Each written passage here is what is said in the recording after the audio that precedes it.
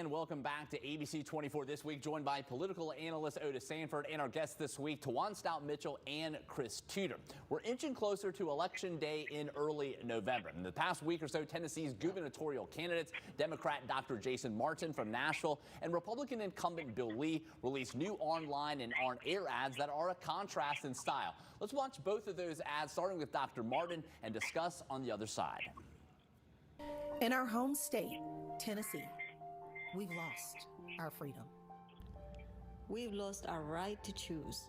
Our bodies are no longer our own, and our right to choose what is best for ourselves and our families has been stripped away. Bill Lee's trigger law does not even include an exception for rape or incest. 80% of Tennesseans believe it's too extreme. And not only does it violate our constitutional right to privacy, but women die and suffer because of Bill Lee's abortion ban. That is why I'm voting for Dr. Jason Martin. You turn on the TV today, and it feels like the world's gone a little crazy. But not in Tennessee. I'm proud of the work we've done the last 4 years.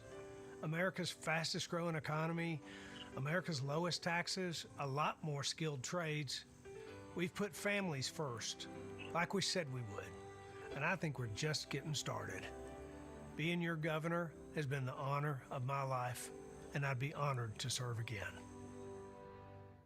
All right, Chris, you're a former Shelby County GOP chair. I'll start with you. What do you make of the substance of Governor Lee's ad, and what's your take on the state of this race so far? Yeah, I think it's a good ad because I think it tells the truth. Look, Tennessee's winning. We may have some disagreements about certain policies, but on the metrics, just looking at the numbers, jobs, money to schools, money in TennCare, everything is looking good. Governor Lee has been a success. And again, I understand that there's some issues that people may disagree with him on. I get that. But overall, we're winning in Tennessee. And because of that, he's going to win convincingly in November. I have no doubt about that.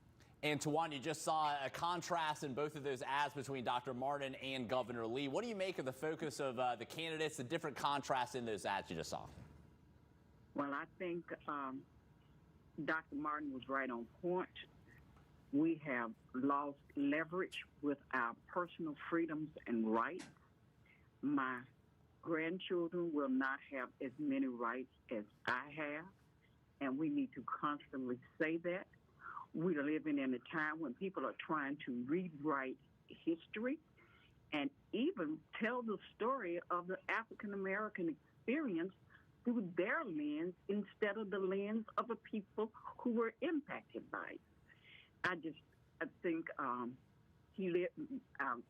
current governor, with respect, is living in a fairy tale world.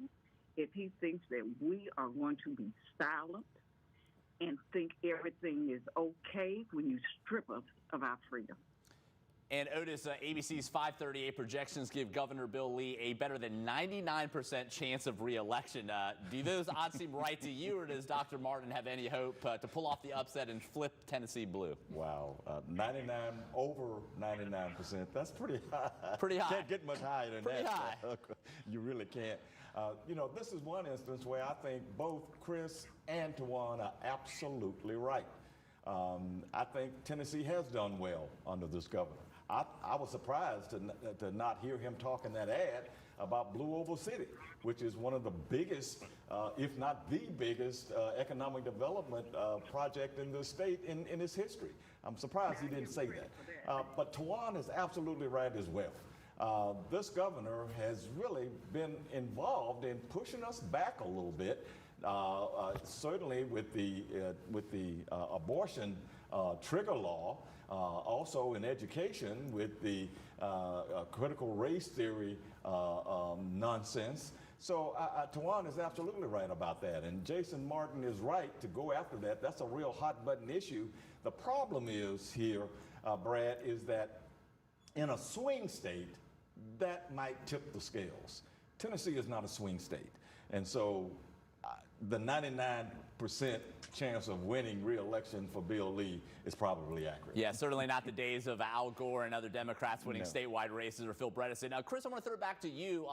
Bill Lee, if he wins re-election this year in 2022, how do you think that might elevate him potentially on a national level come 2024 or 2028? Yeah, we'll see. I don't know if he's ever articulated any ambition like that, but I think, as Otis agreed, Tennessee is doing well on many fronts, just looking at the numbers. So who knows what's going to happen? I will say briefly, I think that obviously abortion rights are a very sensitive issue, but you could say that many Tennesseans just received recognition of the most important right, which is the right to life.